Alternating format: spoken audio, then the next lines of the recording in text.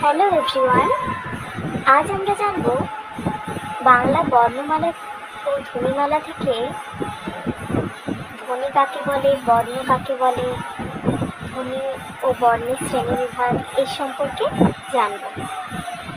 চলুন দেখে নেওয়া যাক।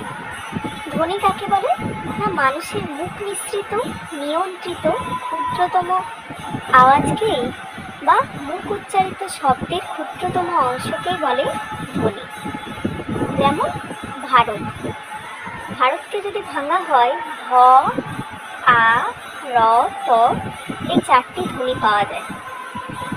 বাংলা ধ্বনিমালায় ধ্বনির সংখ্যা আছে মোট 41টি, যেখানে স্বরধ্বনি আছে 7টি আর ব্যঞ্জনধ্বনি 34টি, তাহলেই হচ্ছে মোট 41টি। এবার বর্ণ, বর্ণ কাকে বলবো না, বাকযন্ত্রের সাহায্যে উচ্চারিত ধ্বনিগুলিকে যে প্রতীক চিহ্নের মাধ্যমে লিখে প্রকাশ করা হয় তাকে বলা হয় বর্ণ।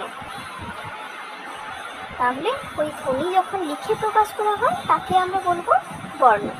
বাংলায় বর্ণমালায় বর্ণের সংখ্যা হচ্ছে 50টি, যেখানে 11টি স্বরবর্ণ আছে আর 39টি আছে ব্যঞ্জন বর্ণ, মোট 50টি। এবার দেখি ধ্বনি বা বর্ণ কয় প্রকার।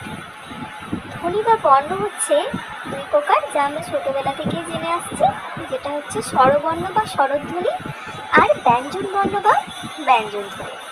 স্বরবর্ণ কাকে বলবো, যেসব বর্ণ বা ধ্বনি উচ্চারণের সময় বাকযন্ত্র থেকে বেরিয়ে যেতে মুখবিপরের কোথাও কোনো রকম বাধা না পেয়ে স্বাধীনভাবে উচ্চারিত হয় তাকেই আমরা বলবো স্বরবর্ণ।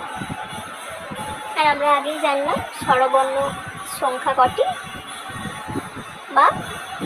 আর এবার ব্যঞ্জন বর্ণ কাকে বলবো না, যেসব বর্ণ উচ্চারণকালে ফুসফুস থেকে নিঃসৃত বায়ু মুখ দিয়ে বের হওয়ার সময় পূর্ণ বা আংশিকভাবে বাধা পায় বা ঘর্ষণ পায় অথবা সংকুচিত হয় তাকে আমরা ব্যঞ্জন বর্ণ বলব। আশা করি প্রত্যেকে বুঝতে পেরেছ। পরের দিন আমরা স্বরধ্বনি সম্পর্কে আরও বিভিন্ন তথ্য জানব। আজ এই পর্যন্তই থাক। ধন্যবাদ সকলকে। যদি ভালো লেগে থাকে প্লিজ লাইক এবং সাবস্ক্রাইব করে দেবেন আমার চ্যানেলটি নতুন নতুন ভিডিও পাওয়ার জন্য। ধন্যবাদ সকলকে।